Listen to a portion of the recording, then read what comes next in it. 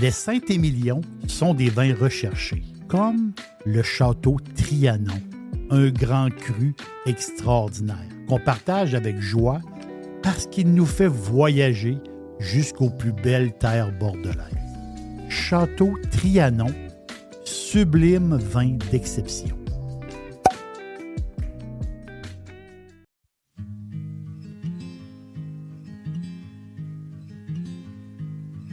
Darling, you know that I want things to go our way.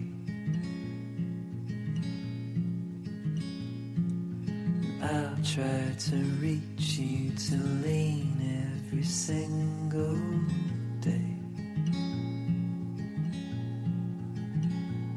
I wanna be somebody that you wanna love. Don't wanna reach far, another wanna color your world.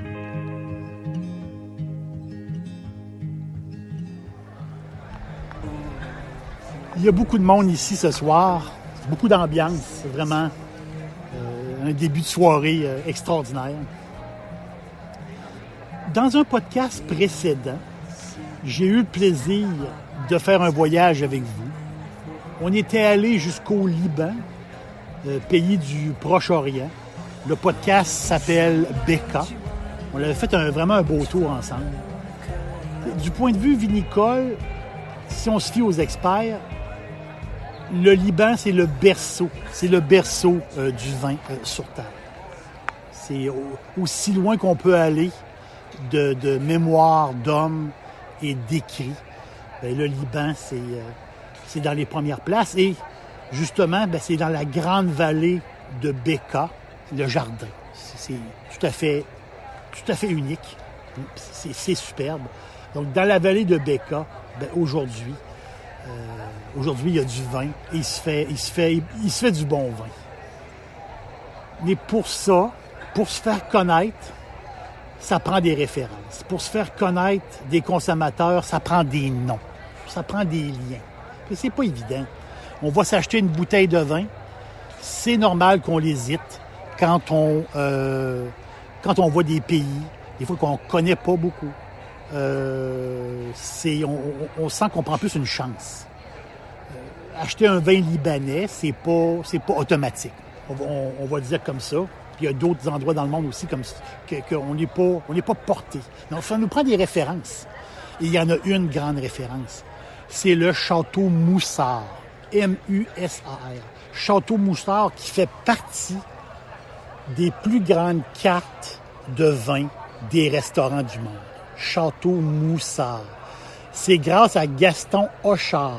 Hochard, c'est un jeune passionné qui, dans les années 30, il a fait une formation à Bordeaux, une grande formation à Bordeaux, et il s'est rendu dans son coin, et il a ouvert Moussard. 20 ans de peaufinage, 20 ans de travail, et pour arriver que ces bouteilles ont été acceptées dans les compétitions mondiales. Et il est arrivé quelque chose de particulier.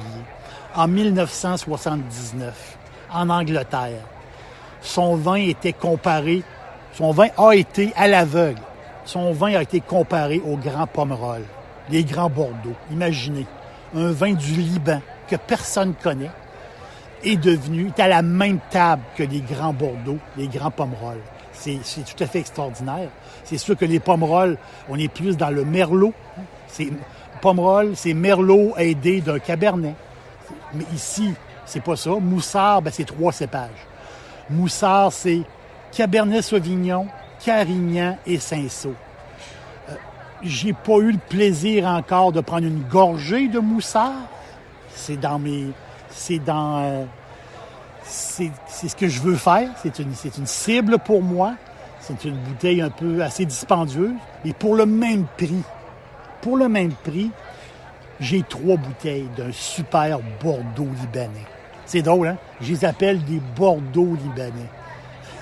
C'est bizarre de le dire comme ça. C'est bon, ça n'a pas de sens. Château Kessara. Château Kessara. K-S-A-R-A. C'est la plus vieille maison de la vallée de Beka au Liban. Fondée en 1857.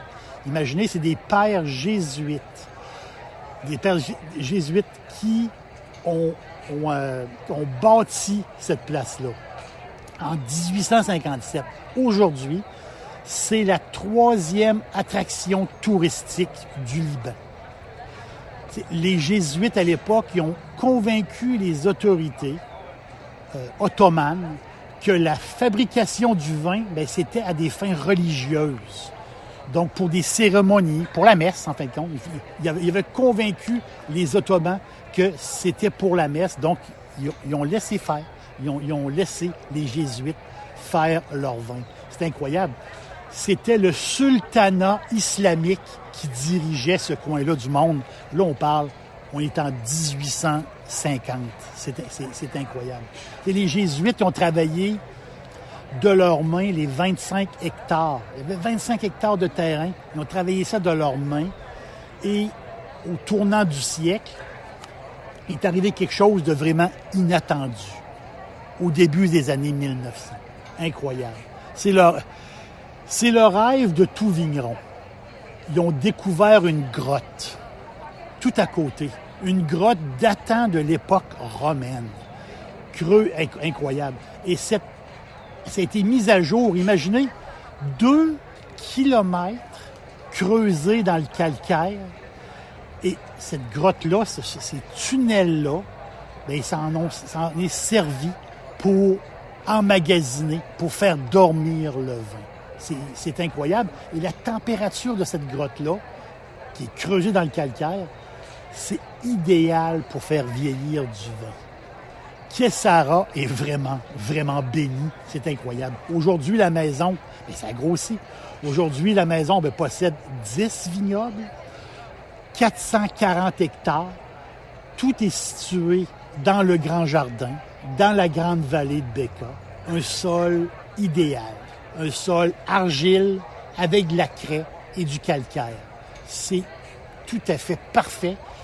C'est unique. Ce qu'ils ont là, c'est vraiment unique.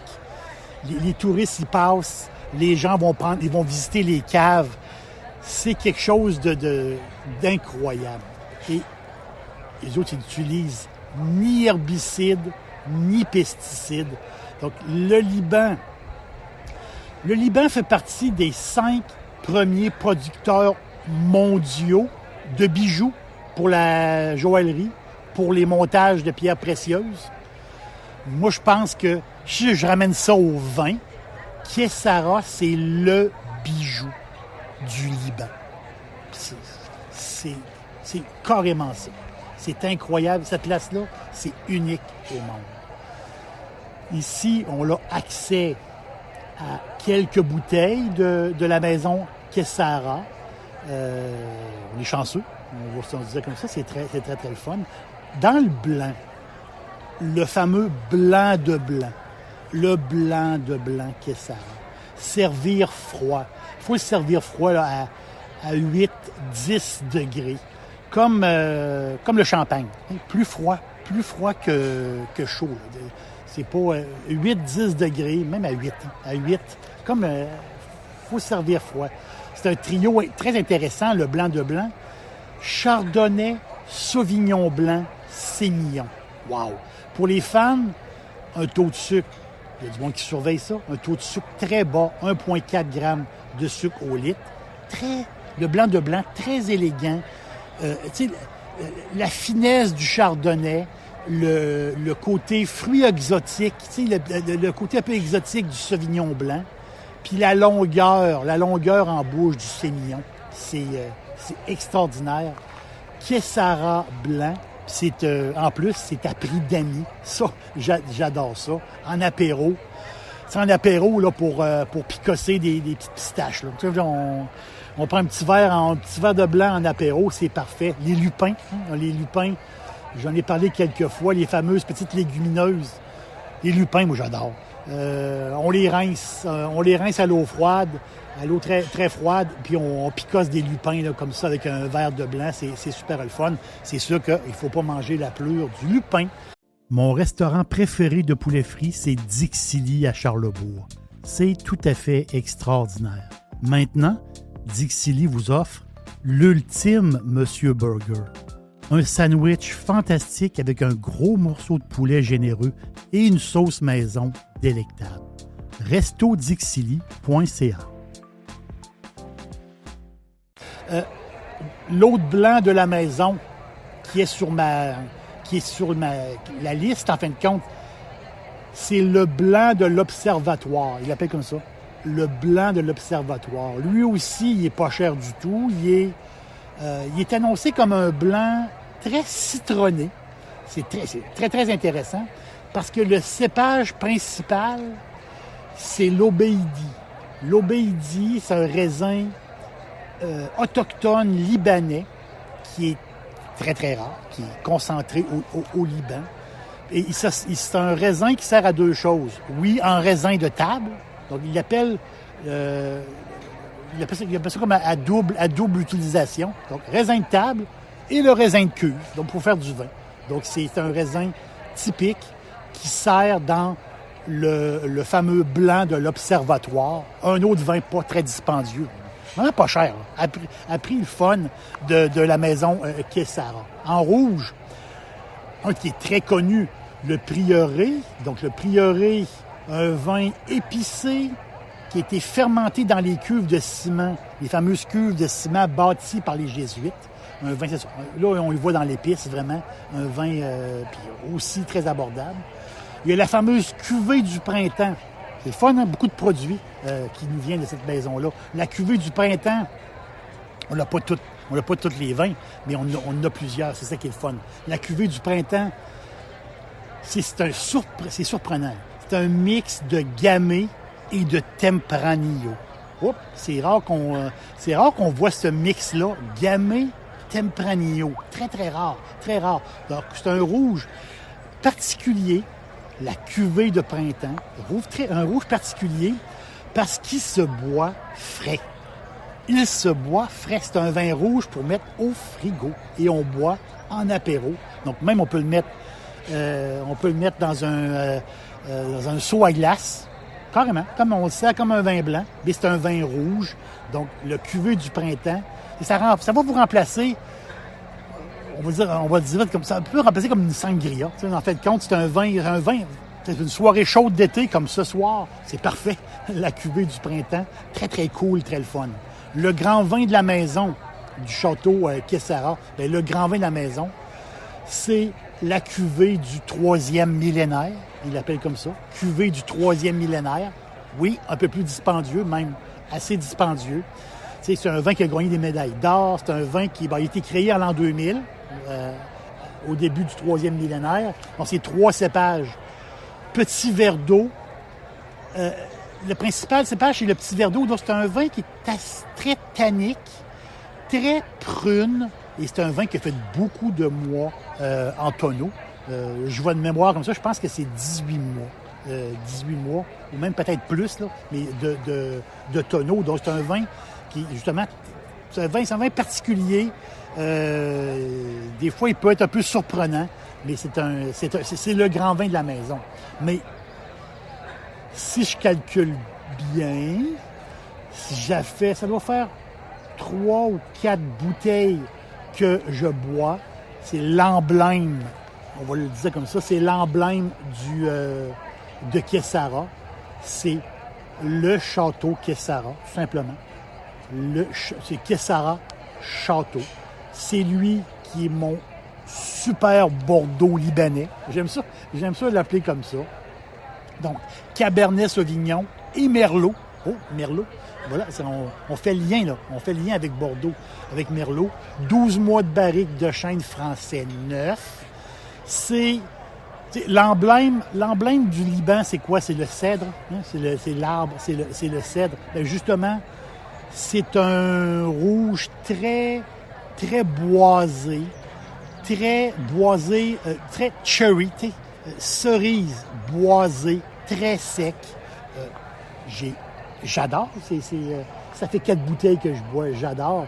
Et la dernière fois, c'est un Bordeaux, comment dire, c'est un Bordeaux de la Méditerranée. J'aime ça dire ça comme ça.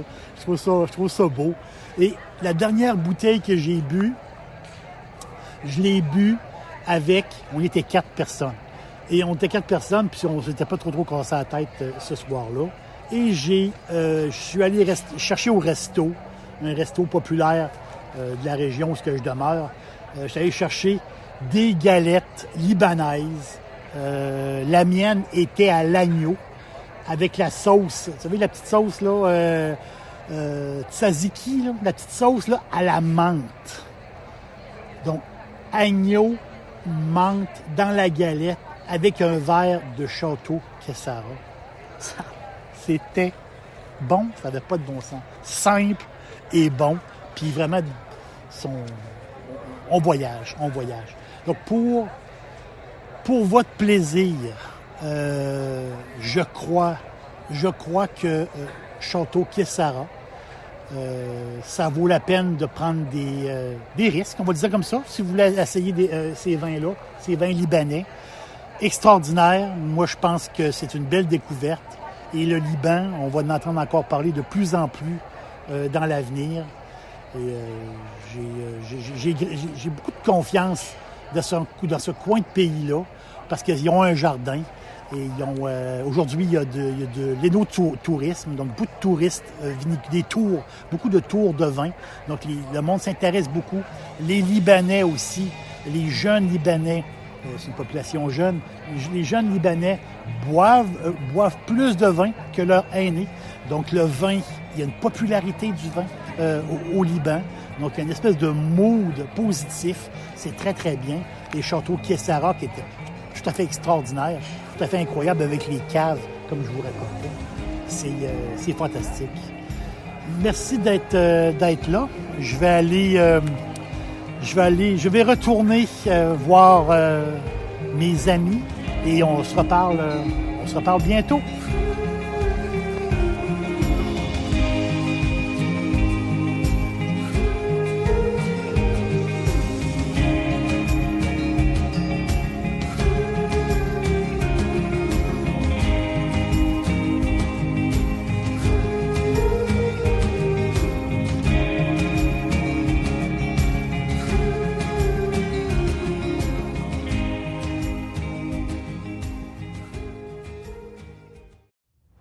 J'adore cuisiner et c'est toujours facile avec Firebarn.